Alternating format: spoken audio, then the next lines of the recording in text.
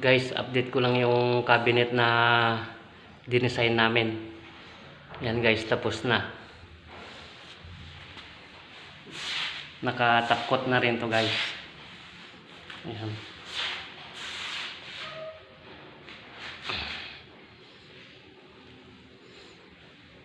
Cabinet to guys, dinesignan namin.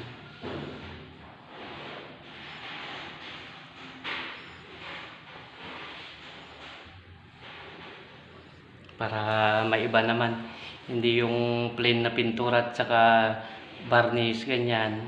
Ito dinesignan namin ng ibang kwan para maiba naman yung kanya outlook niya. At saka ito guys, yung counter bar tapos na rin. Ayan. Yung moldura niya pinarehas na rin namin yung design sa baba. Yan, yung moldura guys. Yan.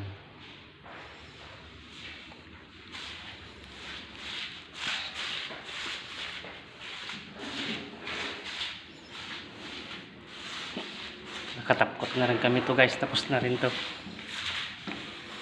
Yan o, ang kintab. Yan yung cabinet niya guys, na-eterno sa counter bar niya.